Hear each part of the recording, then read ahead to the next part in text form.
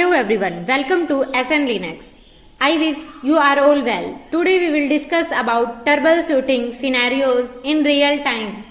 So, आप अपने organisation में जो डेली बेसिस पे इश्यूज फेस करते हैं उनको हम कैसे रिजोल्व करते हैं as a Linux system admin, as a DevOps engineer. आप जो भी डे टू डे प्रॉब्लम से फेस करते हैं उनमें से हम आज कुछ प्रॉब्लम्स एंड सॉल्यूशंस पर डिस्कस करेंगे। सो देर न करते हुए स्टार्ट करते हैं। फर्स्ट सिनेरियो है चेकिंग लॉग्स। तो फर्स्ट ऑफ ऑल लॉग्स क्या होते हैं? Logs it's a record for our system events, error and warning all over. So basically you can say logs are like a diary of your system activities. They record everything from startup message to errors encountered by application. Checking logs helps us understand what's happening behind the scenes and diagnosis problem. So, if हमें check करना है live logs तो आप उसके लिए कौन सी command use करते हैं? टेल-f कमांड यूज करते हैं हम लाइव लॉग्स देखने के लिए। जैसे कि अभी हम ये कमांड है अपने टर्मिनल पर एंटर करते हैं तो मेरा ये उबंटू का ऑपरेटिंग सिस्टम है जो कि मैंने विमवेयर वर्कस्टेशन पर बनाया हुआ है। यहाँ पे आप देखेंगे गाइस, मैंने वो कमांड जो कॉपी की यहाँ पे मैंने पेस्ट किया, देन एंटर। तो यहाँ पे ये आपको लाइव लॉग से शो करवा रहा है। तो जो ये हमारे लाइव लॉग से हैं ये हम टेल-f कमांड की हेल्प से चेक करते हैं। Ctrl+C से मैंने एग्जिट किया। देन अगर हमें हमारे सिस्टम के अनदर लॉग से चेक करने हो, जैसे कि हमारा वेब सर्वर से रिलेटेड लॉग्स हो, जैसे if a website hosted on your server suddenly stop working, checking you can use /var/log/apache2 and nginx and error logs. So basically आप उसके लिए यूज करते हैं, आपको जैसे कि log से चेक करने हैं तो आपने लिखा cat/var/log/ आपको जिस भी रिलेटेड log से चेक करने हैं वो logs का नेम देके आप चेक कर सकते हैं। आपको ये syslog के logs चेक करने हैं, आज ही की डेट के लॉग्स यहाँ पे शो कर रहा है। तो इस तरीके से हम लॉग्स चेक करते हैं अपने सिस्टम में। सिक्योरिटी से रिलेटेड लॉग्स, मैंने एक पर्टिकुलर डेडिकेटेड वीडियो भी बनाया हुआ है सिस्टम लॉग से रिलेटेड एंड लॉग रोटेट से रिलेटेड। आपको डिस्क्रिप्शन में और आई बटन में प्लेलिस्ट का लिंक मिल जाएगा, वहां से आप चेकआउट कर सकते हैं। नेक्स्ट है हमारा second number network connectivity. So simply what is network connectivity? क्या पर्पज है इसका? सो नेटवर्क कनेक्टिविटी का मेनली पर्पज होता है एक सिस्टम से दूसरे सिस्टम के बीच में कम्युनिकेट करवाना। मान लीजिए कि आपको कोई डाटा ट्रांसफर करना है या फिर एक सर्वर का आपको रिमोट एक्सेस लेना है, तो उसके लिए आपके दोनों सर्वर सेम नेटवर्क में होना जरूरी है। तो आप सेम नेटवर्क में है या नहीं है वो आप कैसे चेक करेंगे? तो उसके लिए आप यूज करते हैं पिंग कमांड का। सो बेसिकली इसकी क्या नीड होती है? सो जब भी आप कोई भी डाटा ट्रांसफर करना है या एक्सेस लेना है, मान लीजिए आप एक फाइल एक सर्वर से दूसरे सर्वर पर सेंड कर रहे हैं, तो उस टाइम ड्यूरेशन में आपका कोई भी एरर आ रहा है, हो सकता है वो एरर आपका नेटवर्क का इश्यू हो या फिर डीएनएस प्रॉब्लम हो या फिर फायरवॉल की वजह से मिस्टेक कर रहा हो। बट उस टाइम पर हमारा फर्स्ट स्टेप होता है कि क्या हम सेम नेटवर्क में कनेक्टेड हैं। जैसे कि एज ए एग्जाम्पल मैं देखूं, मेरा ये टर्मिनल है, मैं चेक करना चाहती हूँ क्या मैं इंटरनेट से, क्या मैं गूगल से कनेक्ट हूँ। सो सिंपली मैं करूंगी पिंग देन google.com। तो अगर ये रिक्वेस्ट भेज रहा है तो इसका मतलब है आप नेटवर्क से कनेक्टेड हैं। अगर आपके ये पैकेट्स नहीं जा रहे हैं तो आप नेटवर्क से कनेक्टेड नहीं है। तो यहाँ पर हमारे केस में ऑल ओवर रिक्वेस्ट जा रही हैं, इट मीन्स हम नेटवर्क से कनेक्टेड हैं। यहाँ पे आप देख भी सकते हैं। सो नेक्स्ट है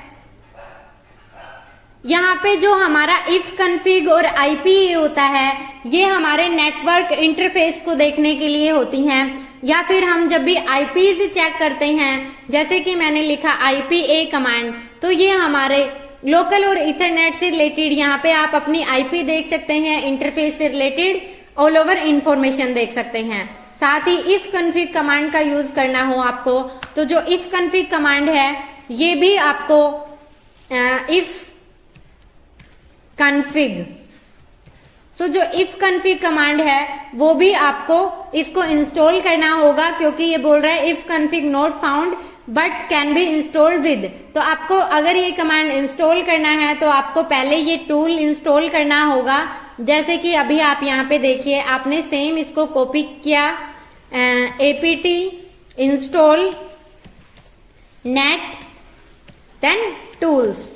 तो इस तरीके से आप अपने जो कमांड्स अवेलेबल नहीं हैं उनको इंस्टॉल कर सकते हैं। वो हो सकता है आपका कोई पैकेज हो, आप कोई भी एप्लीकेशन, कोई भी सॉफ्टवेयर इंस्टॉल करना चाहते हैं, कोई कमांड इंस्टॉल करना चाहते हैं, तो आप उबंटू में apt की हेल्प से जो है इंस्टॉल करते हैं। साथ ही इसके स्थान पे हमारा CentOS या Red Hat होता तो हम DNF और yum का यूज करते हैं।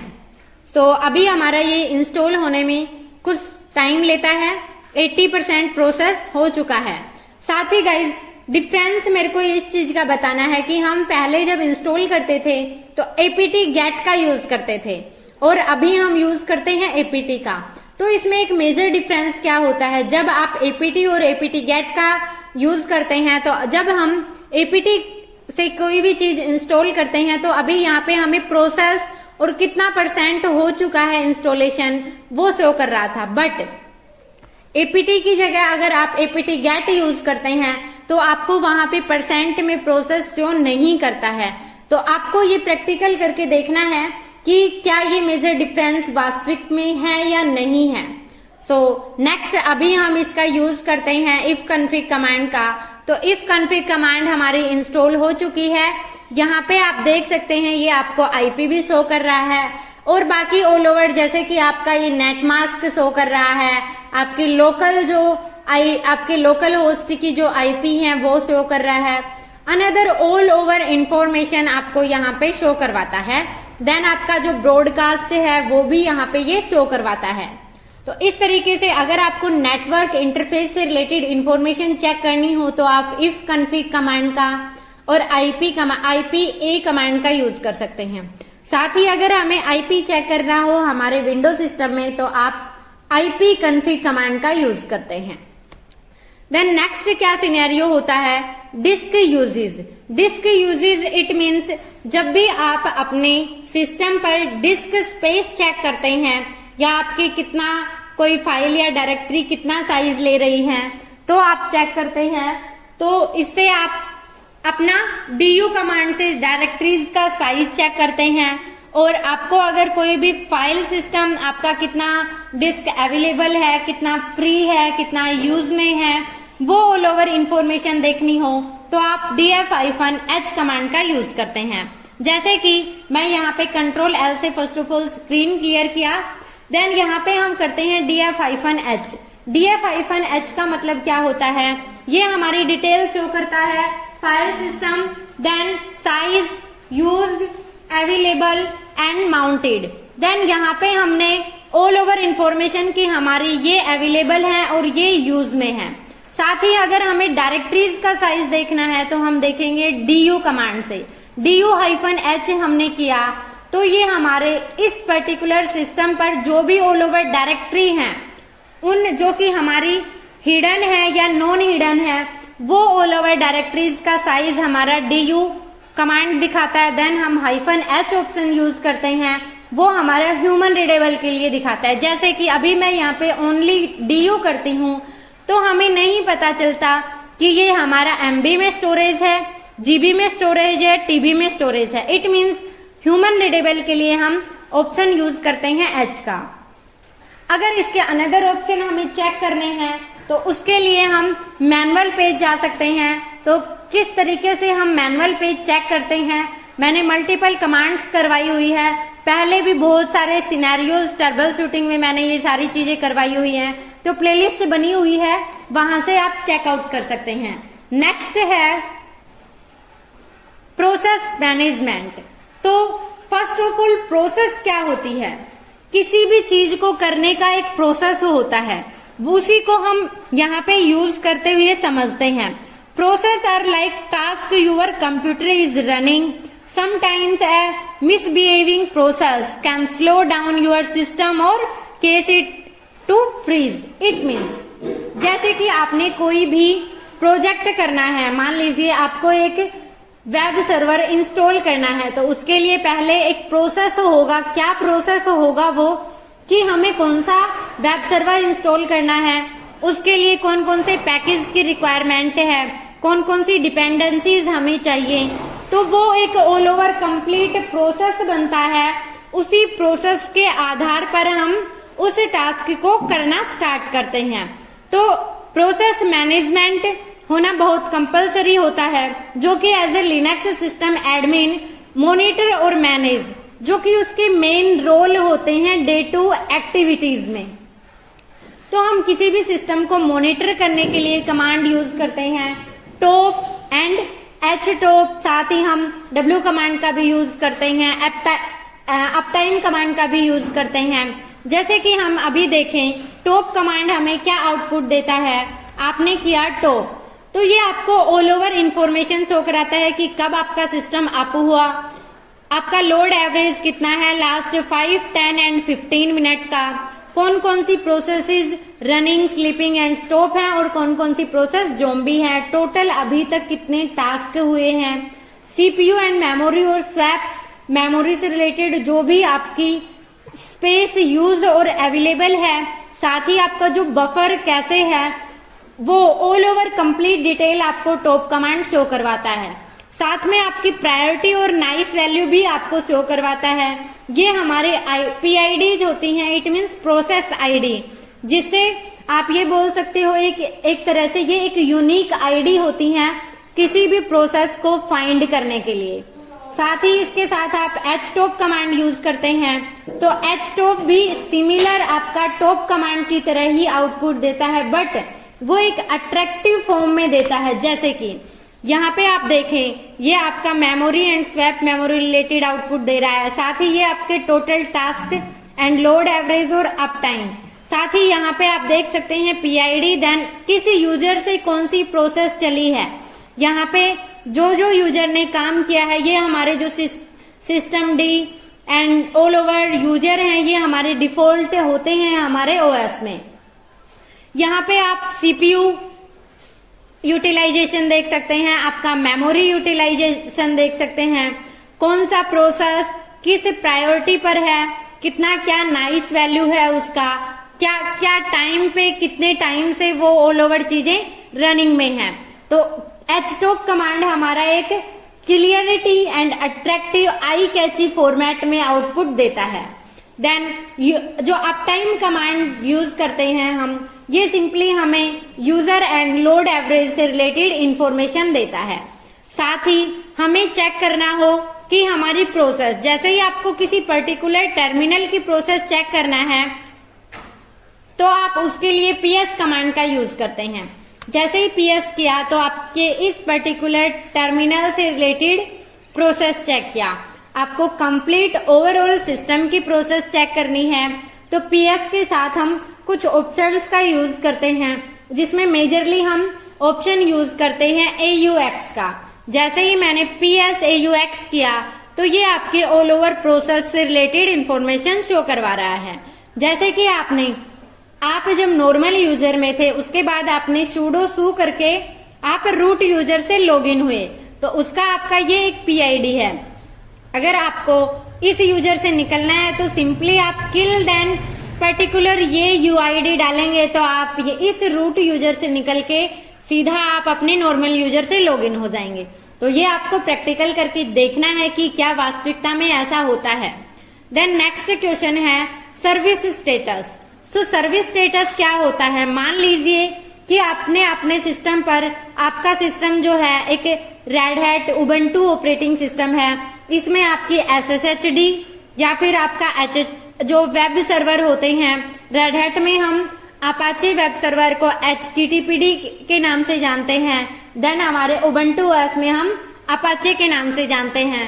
या फिर हो सकता है हमारा वेब सर्वर एंजिनिक्स हो, तो क्या वो उसकी सर्विसेज को चेक करने के लिए क्या उसका स्टेटस है, क्या वो स्टॉप है, कैसे हम उसको रनिंग करते हैं, रिस्टार्ट करते हैं, कैसे हम उसको एक्टिव करते हैं, इनेबल, डिसेबल, वो ऑल ओवर एक्टिविटी हम सर्विस स्टेटस के थ्रू करते हैं। तो उसके लिए हमारी कमांड होती है systemctl कमांड।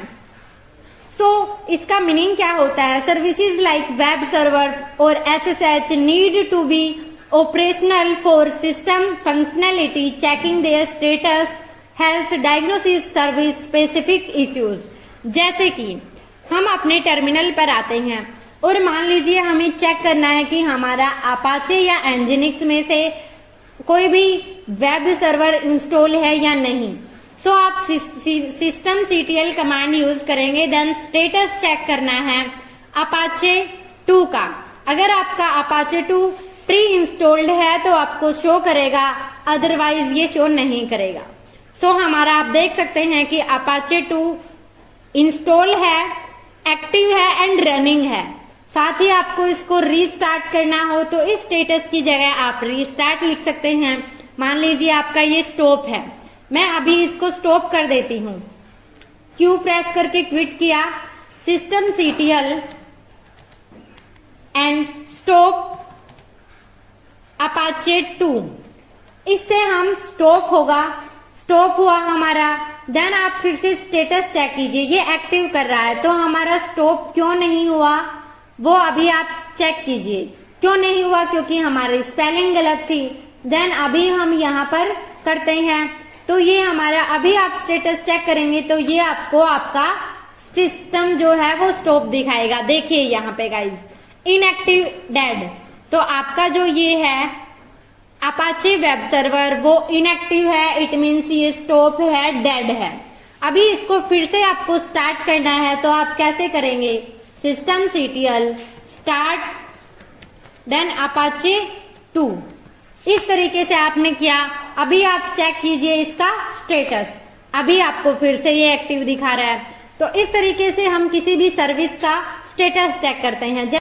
तो आज के लिए इतना ही। अगर आपको वीडियो पसंद आया हो तो वीडियो को लाइक करें, अपने दोस्तों के साथ शेयर करें और चैनल पर नए हैं तो प्लीज चैनल को सब्सक्राइब जरूर करें। Thank you, bye bye, take care.